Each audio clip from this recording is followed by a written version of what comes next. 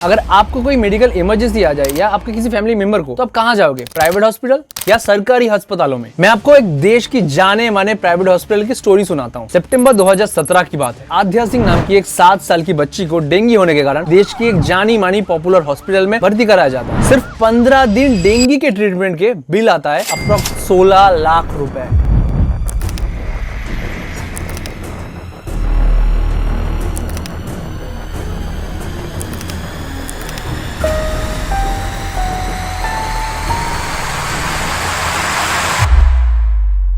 चौदह दिन तक कंटिन्यूअसली बाहर बैठे उनके पेरेंट्स को उनके बच्ची के बारे में कोई इन्फॉर्मेशन खास दिया नहीं जाता। आखिरी दिन पे ये बोला जाता है कि आपकी बच्ची की 80% ब्रेन डैमेज हो चुका है, तो कोई उम्मीद नहीं बचा है, तो let her rest in peace. हम एक एम्बुलेंस भेजते हैं विदाउट वेंटिलेटर, विदाउट ऑक्सीजन। उस एम्बुलेंस में घर ले जाते समय ही आपकी बेटी नहीं रहेगी, और ये सब बोलकर उनके पेरेंट्स को फोर्सफुली पेपर पे साइन करवाने की कोशिश करा जाता है। देन ऑब्वियसली पेरेंट्स सुन के शॉक हो गए थे एंड उन्होंने बोला नहीं, हम देखते हैं दूसरे हॉस्पिटल में हो सकता है तो वहां पे ले जाएंगे। फिर उसके बाद हॉस्पिटल को डिस्चार्ज करना ही पड़ा और एम्बुलेंस दिया गया, पर एम्बुलेंस में हॉस्पिटल ने ऑक्सीजन सपोर्ट ही हटा दिया था। विंडो से हमको दिख रहा है कि उसके मुंह से पाइप खींच दी गई है, जिसकी वजह से बच्ची के लंग्स में ऑक्सीजन ही नहीं जा पाया एंड बच्ची उस एम्बुलेंस में तड़प तड़प कर खत्म हो गया। फिर उसके बाद पेरेंट्स ने जब हॉस्पिटल पर केस करने पर उतर आया, हॉस्पिटल ने वो 16 लाख रुपए जो बिल हुआ था वो और एक्स्ट्रा 25 लाख रुपए पेरेंट्स को ऑफर करता है कि आप चुप हो जाओ, कुछ मत करो। उनके सीनियर बंदे मुझसे मिले थे, चेक मुझे दिया कि आपको ये पूरा अमाउंट हम रिफंड कर रहे हैं, ऑन टॉप ऑफ दिस हम आपको जो है 25 लाख रुपए और देंगे। लग रहा है ना किसी मूवी का सीन, गब्बर इज बैक जैसा, but this is a real incident. Covid में तो इस चीज का हद ही हो गया। कई प्राइवेट हॉस्पिटल ने हर एक दिन का लाख रुपए तक चार्ज करा था। जैसे कि ये रिपोर्ट 25 दिन में 19 लाख रुपए चार्ज करा गया। ये रिपोर्ट 103 दिन रखा गया था और उसके लिए 31 लाख रुपए चार्ज करा गया। अब आप कहोगे 105 दिन रहा था और 31 लाख रुपए, कहीं ना कहीं तो थोड़ा बहुत जस्टिफाई होगा ये, पर मैं आपको बताऊं ये 105 दिन जो होता है, मतलब जितने दिन भी पेशेंट्स प्राइवेट हॉस्पिटल में रहते हैं वो नेसेसरी नहीं होता कि उतने दिन ही रहना है। प्राइवेट हॉस्पिटल्स जानबूझ के ज्यादा दिन रखने की कोशिश करते हैं कि बिल मोटा बने। कोविड में ढेरों ऐसे मोटे मोटे लाख रुपए के बिल बने, पर कोविड तो 3-4 साल पहले था, तो अभी भी ऐसा ये हो रहा है क्या? तो मैं ना गूगल मैप्स में रिव्यू पढ़ रहा था एंड इतनी दर्दनाक रिव्यू है ना वहाँ पे, मैं क्या बताऊं। मैं रिव्यू पढ़ते वक्त मेरे आंखें भर आए थे। तो क्योंकि मैं कोलकाता से हूँ, तो यहाँ पे एक रेप्यूटेड हॉस्पिटल है जो इंडिया लेवल पे बहुत बड़े चेन ऑपरेट करता है प्राइवेट हॉस्पिटल्स की। उनके मैं गूगल मैप्स के रिव्यू सेक्शन में चला गया एंड ऐसे ऐसे रिव्यूज मुझे दिखे। अभी 3 महीने पहले की कहानी है। शौमिता के फादर को कुछ शायद डायबिटिक रिलेटेड कुछ प्रॉब्लम था। सिर्फ 4 दिन के ट्रीटमेंट के लिए उन्हें 1,54,000 का बिल बनाया गया। वो रहे थे 2 दिन जनरल वार्ड में एंड 2 दिन आईसीयू में। जब उनके फादर को आईसीयू में दिक्कत होने लगा तो उन्होंने नर्स को बुलाया और नर्स उस वक्त सो रही थी, और नर्स आके उनके फादर से रूडली बिहेव किया, खरी खोटी सुना दिया। फिर नर्स ने बेड से उनके फादर की हाथ बांध दिया। एक और आदमी ने बताया कि मैंने जब अपने पेरेंट्स को हॉस्पिटल में भर्ती करवाया तो पहले ही दिन बिल आ गया 1,29,000 एंड दूसरे दिन 1,80,000, तीसरे दिन 3,22,000। हर दिन बिल लाखों में बढ़ रहे थे। एक लाइन बहुत पॉपुलर है कि इंडियन मिडिल क्लास ग्रुप सिर्फ एक हॉस्पिटल बिल दूर है गरीब बनने से। सिर्फ एक हॉस्पिटल बिल ही इंडियन मिडिल क्लास को गरीब बनाने के लिए काफी है। अब अगर एक आम आदमी के घर में कोई किसी को प्रॉब्लम हो जाता है तो वो जाए कहाँ? सरकारी अस्पताल या प्राइवेट हॉस्पिटल? प्राइवेट हॉस्पिटल में लाख के नीचे बात ही नहीं करते। ये जानते हुए भी 70% इंडियंस प्राइवेट हॉस्पिटल ही प्रेफर करता है, क्योंकि सरकारी अस्पतालों की कंडीशन इतना खराब होता है। गवर्नमेंट हॉस्पिटल में भेड़ बकरियों की तरह पेशेंट को ट्रीट करा जाता है। लोग अपने जेवर जायदाद तक बिकाने के लिए रेडी है। अब मकान बिकने की तैयारी है। ढूंढते हुए घूम रहे हैं कि हमें कोई सस्ता मध्यम किराए का मकान मिल जाए। भीख मांग के लोगों के सामने झोली फैला के पैसा मांग के ऐसे इकट्ठा किया, पैरों में गिर के। पर इलाज प्राइवेट हॉस्पिटल में ही करवाएंगे। बैठ जाओ, बहुत इंटरेस्टिंग जाने वाला वीडियो। कुछ प्राइवेट हॉस्पिटल्स पेशेंट को लूटने के लिए कई प्लान बना रखा है। पहला ये लूटते हैं बेड चार्जेस में। भैया 5 स्टार होटलों से महंगी है प्राइवेट हॉस्पिटल्स की बेड। 5 स्टार होटल जैसे ताज वगैरह में जाओगे ना तो 15-20 हजार पर डे के हिसाब से तुम्हारा निपट जाएगा, पर प्राइवेट हॉस्पिटल्स में 5,000 से शुरू होकर 50,000 तक जाता है। तो प्राइवेट हॉस्पिटल में लोग मेजोरिटी जो बेड लेते हैं, एक ठीक ठाक सा प्राइवेट रूम, वो 15 से 18,000 रुपए का होता है। भाई क्या ऐसा सोना लगा है बेड के नीचे? 5 स्टार होटलों में इतना चार्जेस नहीं होते।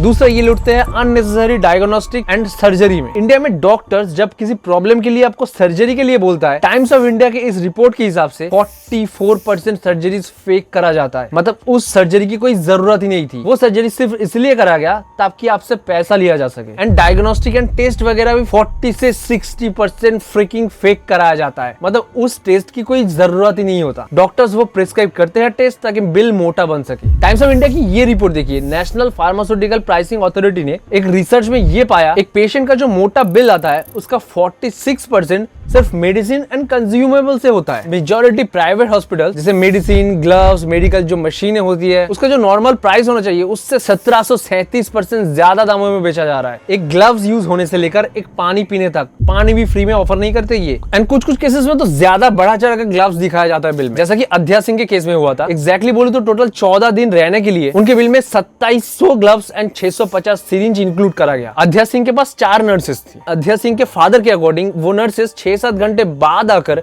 कुछ टाइम के लिए रहता था, फिर चले जाते। अगर हम 15 दिन भी पकड़ ले तो 2700 ग्लव्स एंड 4 नर्सेस, तो हर एक नर्स को हर एक दिन 40 ग्लव्स यूज करने पड़ेंगे। एंड 15 दिन में 650 सिरिंज, मतलब आध्या को हर एक दिन में 43 सिरिंज दिया जाता था। अब आप बताओ ये पॉसिबल है? और कितने ग्लव्स यूज हो रहे हैं, कितने सिरिंज यूज हो रहे हैं, ये पेशेंट पार्टी को बताया नहीं जाता है, एक ही बार में ये बिल में दिखाया जाता है। चौथा, ये स्कैम करते हैं मेडिसिन में। डॉक्टर्स आपको वही ब्रांड की दवा प्रिस्क्राइब करेगा जिससे उसकी कमीशन फिक्स है, ना कि वो ब्रांड जो सेम ही काम करेगा पर सस्ती हो। क्लिनिक्स उस मेडिसिन कंपनी के साथ टाई अप होकर रहते हैं, तो डॉक्टर जब उसी ब्रांड की दवा आपको प्रिस्क्राइब करता है तो डॉक्टर्स को उसके बदले कमीशन मिलते हैं। एंड सिमिलर चीज प्राइवेट हॉस्पिटल्स भी करते हैं। ये जो दवाइयां प्रिस्क्राइब करते हैं मेजॉरिटी केसेस में तो आपको हॉस्पिटल के अंदर ही मिलेगा, एंड वो मैंडेटरी है कि आपको वहां से ही खरीदना पड़ेगा। एंड खरीदना पड़ेगा क्योंकि आपको वो दवाई कहीं मिलेगा नहीं। NAPP जो हमारी भारत की मेडिसिन प्राइस कंट्रोल बॉडी है, उनके एक रिपोर्ट के हिसाब से कुछ केसेस में ये दवाई वो प्राइवेट हॉस्पिटल की ही कंपनी बना रही होती है, जिसका प्राइस गवर्नमेंट डिसाइड नहीं करता, ये प्राइवेट हॉस्पिटल डिसाइड करते हैं कि उस पैकेट में प्राइस क्या होगा, MRP क्या होगा। तो एक सेम दवाई जो कि ब्रांडेड है एंड एक जेनरिक दवाई, जेनरिक का प्राइस भी कम होगा, काम सेम ही करेंगे दोनों, पर क्योंकि ये ब्रांडेड है, ये फिर 50 की हो या 500 की, MRP पे वो 500 लिखेंगे और फिर वो 500 से ऊपर नहीं बेच सकते। पर 500 तो ले लिए ना 5 रुपए के। एक रिपोर्ट के हिसाब से जेनरिक जो दवाइयां होती है वो ब्रांडेड दवाइयों से 80% लेस दामों में बिकता है। भैया आप रहोगे टेंशन में कि आप पेशेंट ठीक हो जाए, जेनरिक में ये दवाई कौन सी प्राइस में मिल रहा है एंड इसका 500 क्यों है, उस झमेले में आप जाओगे ही नहीं। एंड ये चीज प्राइवेट हॉस्पिटल्स अच्छे से जानते हैं। ज्यादातर प्राइवेट हॉस्पिटल्स में डॉक्टर सिर्फ डॉक्टर नहीं होते, वो एक एम्प्लॉय होते हैं कंपनीज के। जो प्राइवेट हॉस्पिटल है वो कंपनी है एंड डॉक्टर्स एक एम्प्लॉय है, नर्स एक एम्प्लॉय है। डॉक्टर्स को लिटरली सेल्समैन की तरह टारगेट दिया जाता है कि महीने में तुम्हें 1000 पेशेंट लाने ही लाने हैं। हर अलग अलग हॉस्पिटल्स में डॉक्टरों को अलग अलग नंबरों की टारगेट दिया जाता है, जिसकी वजह से unnecessary test, unnecessary surgeries doctors करने में मजबूर हो जाते हैं, क्योंकि अगर नहीं करेंगे तो नौकरी से निकाल दिया जाएगा। ये रिपोर्ट देखो, एक 38 इयर्स ओल्ड डॉक्टर जो 2 साल तक अपना टारगेट नहीं पूरा कर रहे थे, उनको नौकरी से निकाल दिया गया। मैं आपसे पूछता हूँ, जो कुछ अच्छे डॉक्टर्स, अगर कोई ये वीडियो को देख रहा है, आप कंफर्म करना ये होता है कि नहीं होता है, मुझे कमेंट में लिख के जरूर बताना। डॉक्टर अरुण गादरे जो कि एक गायनाकोलॉजिस्ट थे, 78 अलग अलग स्पेशलाइज्ड डॉक्टरों की इंटरव्यू लिया, सबने एक ही चीज कहा, जो रोड क्लिनिक के डॉक्टर होते हैं उनको सिर्फ रेफरल के 30 से 40 हजार उनको इजीली मिल जाते हैं। एंड ये रेफरल सिस्टम सिर्फ डॉक्टर तक ही सीमित नहीं है। अगर किसी इमरजेंसी में कोई एम्बुलेंस आ रहा है, वो आपको उस पर्टिकुलर हॉस्पिटल में ले जाने के लिए कन्विंस करने की कोशिश करेगा ताकि उसको कमीशन मिल सके। एंड कई डॉक्टर्स ये करते हैं क्योंकि उन्हें पैसे कमाने हैं। एक फ्रेश MBBS डॉक्टर की गवर्नमेंट हॉस्पिटल में स्टार्टिंग सैलरी है 25,000 इन अ मंथ, पर वही सेम डॉक्टर अगर प्राइवेट हॉस्पिटल में ज्वाइन करे तो उसका स्टार्टिंग सैलरी हो जाएगा 40,000 इन अ मंथ। तो ऑब्वियसली डॉक्टर्स भी प्राइवेट हॉस्पिटल्स में इसलिए जाते हैं क्योंकि वहाँ पे पैसे ज्यादा है। अब जैसे एक MBBS डॉक्टर कुछ सालों के एक्सपीरियंस के बाद साल की 2 करोड़ तक पहुंच जाती है इनकी सैलरी, पर सरकारी अस्पतालों में 15 से 18 लाख साल के धक्के खाते रहो। मतलब पैसे कमाने के इन्होंने इतने सारे रास्ते निकाल लिए हैं, मतलब जिसकी कोई हद नहीं है। कभी सुना है किसी हॉस्पिटल में स्टारबक्स लगा हुआ है? आप ये देख सकते हैं, आपको पैसा और कमाना हो तो स्टारबक्स खोल लीजिए अपने हॉस्पिटल में। हॉस्पिटल्स देखे तुमने आजकल के? पीछे चाचा मर रहा है, मेरा पीछे चाचा मर रहा है। सब वुड यू लाइक अ वैले? हाँ।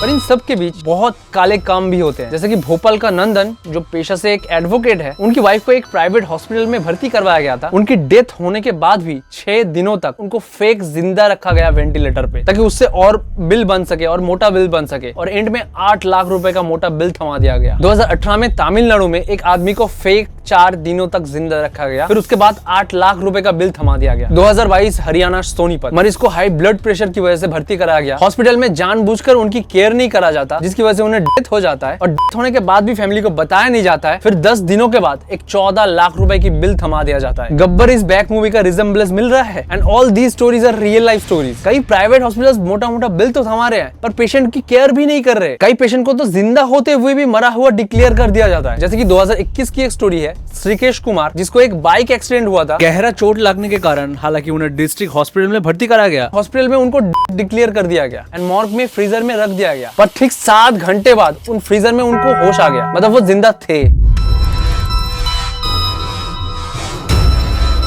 सिर्फ पिछले 10 साल का ही डेटा ले लेते हैं। 2019 में एक 100 करोड़ की बड़ा ऑर्गन ट्रैफिकिंग का रैकेट पकड़ा जाता है। तो स्टोरी कुछ ऐसा था कि कानपुर का संगीता, उसके हस्बैंड के फ्रेंड ने संगीता को एक अच्छा हाई पेइंग जॉब देने का ऑफर दिया एंड इसके लिए उन्हें 40 लाख रुपए मिलेंगे, उन्हें बोला गया। तो संगीता अपने सपने सजाने शुरू कर देती है कि अच्छा घर होंगे, बच्चों के लिए एजुकेशन होगा। तो ये सब सोच के संगीता ने उसके हस्बैंड के फ्रेंड की बात मानते हुए उसके साथ दिल्ली चला आता है। दिल्ली लाकर संगीता को बोला जाता है कि तुम्हें मेडिकल टेस्ट करना होगा पहले, क्योंकि सभी को यहाँ पे मेडिकल टेस्ट करके ही नौकरी मिलती है। मैंने भी करा था। संगीता फिर मान जाता है मेडिकल टेस्ट के लिए। फिर संगीता को इंडिया के एक जाने माने रेप्यूटेड हॉस्पिटल में लाया जाता है एंड वहाँ पर संगीता वेट करते करते अचानक डॉक्टरों और नर्सों को बोलते हुए सुना, She is the donor. Sangeeta को शक हुआ, वो शॉक हो गई एंड वो डर के मारे हॉस्पिटल से भाग गई। फिर संगीता के हस्बैंड के दोस्त ने संगीता पर गुंडे भेजे और 50,000 रुपए ऊपर से डिमांड करने लगे। संगीता ये सब देखकर डर के मारे एक पुलिस कंप्लेंट रजिस्टर करती है। फिर इस केस में पुलिस की इन्वेस्टिगेशन में पता चलता है कि ये एक बड़ा ऑर्गन ट्रैफिकिंग का रैकेट है एंड इसमें डॉक्टर से लेकर hospital staff, medical staff, nurses, यहाँ तक कि कुछ पुलिस ऑफिसर्स भी मिले हुए थे एंड ये सब हो रहा था इंडिया के एक जाने माने रेप्यूटेड हॉस्पिटल में। 2019 यूपी का स्टोरी है। जुनेद नाम का एक आदमी गाँव में जाता था और लोगों को कन्विंस करता था कि आप किडनी डोनेट कर दो, एक किडनी डोनेट करने से कुछ नहीं होता और एक किडनी अगर आप डोनेट कर दोगे तो आपको पैसा भी मिलेगा कुछ। जो कि इंडिया की transplantation of human organ and tissue act 1994 के हिसाब से किडनी या ऑर्गन आपकी फैमिली मेंबर्स ही डोनेट कर सकता है और अगर बाहर किसी से डोनेशन लेना है तो प्रॉपर गवर्नमेंट अथॉरिटी से परमिशन लेना होगा। आप पैसे लेकर ऐसे लेन देन नहीं कर सकते। पर ऑर्गन डोनेशन, ये ऑर्गन ट्रैफिकिंग चलता था। जुनैद लोगों को गाँव से बहला फुसलाकर शहरों में लाता था। जिस पार्टी को किडनी की जरूरत है उसको हॉस्पिटल्स के जरिए बेच देता था। जुनैद रखता था 30 से 50 लाख रुपए एंड जो डोनर है, जिसकी एक्चुअल किडनी है, उसे सिर्फ मिलता था 2 से 3 लाख रुपए। और सिर्फ यही नहीं, पेशेंट के बॉडी से किडनी चोरी भी हो जाता है ऑपरेशन के टाइम। बंदे को किडनी में स्टोन हुआ था,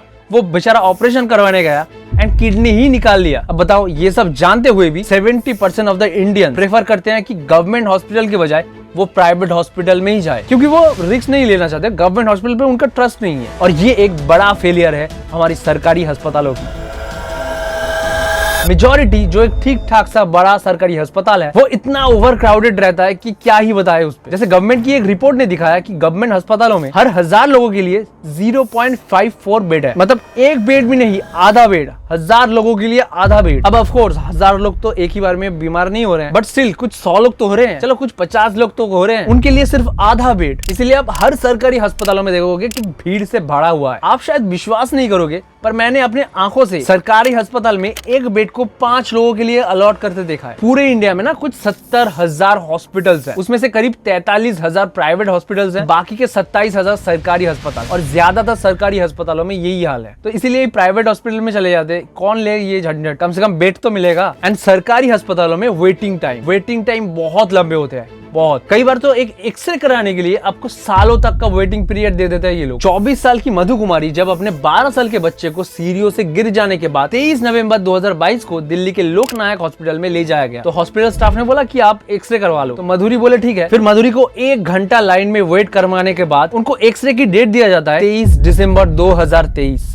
ऑलमोस्ट 1 साल बाद की डेट। तो मधुरी ने बोला कि ये शायद कोई टाइपिंग एरर होगा, कुछ सिस्टमेटिक ग्लिच वगैरह होगा। तो फिर जब काउंटर में कंफर्म करने गए तो काउंटर से बोला गया क्योंकि आपकी केस बहुत सीरियस नहीं है तो यही नजदीकी डेट है जो हम आपको अलॉट कर सकते हैं। अब गलती काउंटर वाली दीदी का भी नहीं है, क्राउड ही इतना ज्यादा है, बेड्स की कमी है, इंफ्रास्ट्रक्चर की कमी है, डॉक्टर्स की कमी है। एज पर WHO रिकमेंडेशन मिनिमम 1 डॉक्टर हर 1000 लोगों के लिए होना ही चाहिए। एंड हमारा भारत वो चीज करने में सक्षम रहा है, बल्कि हम तो 1000 से 900 तक भी ले आए। पर ये जो डॉक्टर्स है ये गवर्नमेंट हॉस्पिटल्स में नहीं है, central bureau of health intelligence के एक रिपोर्ट के हिसाब से हर 10 डॉक्टर जो MBBS पास करता है उसमें से सिर्फ एक डॉक्टर ही सरकारी अस्पतालों में आता है एंड बाकी के 9 प्राइवेट में जाते हैं, क्योंकि वहाँ पे पैसे ज्यादा है, वहाँ पे इंसेंटिव अच्छे हैं, वहाँ पे लाइफस्टाइल अच्छा मिलेगा, मॉडर्न मशीनों की एक्सेस मिलेगा, सारी अच्छी चीजें प्राइवेट हॉस्पिटल्स में ही है। तो फिर गवर्नमेंट सरकारी अस्पतालों में उस लेवल का इंप्रूवमेंट क्यों नहीं करता? हमारी सरकार हर साल के बजट में हेल्थ केयर के बजट को इंक्रीज करता ही आया है हर साल। जैसे पिछले साल के बजट में 13% इंक्रीज कर दिया गया हेल्थ बजट, पर ये पैसा कहाँ गया? वी डोंट नो कि पैसा कहाँ गया और कैसे इंप्लीमेंट हुआ। अब ऐसा भी नहीं कि सारे डॉक्टर्स करप्ट होते हैं, कुछ डॉक्टर्स ऐसे भी होते हैं कि जिन्हें सच में पेशेंट को ठीक करके खुशी मिलता है एंड मनी वो एक साइड रिवॉर्ड की तरह लेते हैं एंड ऐसे डॉक्टरों को मेरा एक सल्यूट है। कुछ डॉक्टर्स एंड कुछ प्राइवेट हॉस्पिटल्स है जो जेन्युइनली अपना दिल से काम करते हैं। ये कुछ लोगों की काले कामों की वजह से ये सारी चीजें बदनाम होके पड़ा है। देखो एक सिंपल सा सोल्यूशन देता हूँ, अपना ईटिंग हैबिट ठीक करो। ये जंक फूड वगैरह जो तुम्हें बहुत मजे देते हैं ना, ये कम कर दो, बहुत कम कर दो। अच्छे खाने खाओ एंड तुम्हें पता है अच्छे खाने कौन से हैं, बुरे खाने कौन से हैं। खाना ठीक करो, थोड़ा सा हो सके तो आधा घंटा एक्सरसाइज करो हर दिन, ताकि तुम्हें मेडिसिन की जरूरत ही ना पड़े, हॉस्पिटल की नौबत ही ना आए, एक्सेप्ट कुछ इमरजेंसी हो जाए तब। एंड अगर प्राइवेट हॉस्पिटल में चले गए हो और बिल बना है तुम्हारा, तो आइटमाइज्ड बिल मांगना मत भूलना, जिसमें किस किस चीजों के कितने चार्जेस है सब लिखा हुआ रहता है। वो पहले एक ऊपर से बिल पकड़ा देंगे, तुम्हें आइटमाइज्ड बिल मांगना है। अगर आपका भी हॉस्पिटल से जुड़ा हुआ कोई बुरा एक्सपीरियंस है तो मुझे कमेंट में जरूर शेयर करना। थैंक यू फॉर वॉचिंग, जल्दी मिलते हैं, बाय बाय।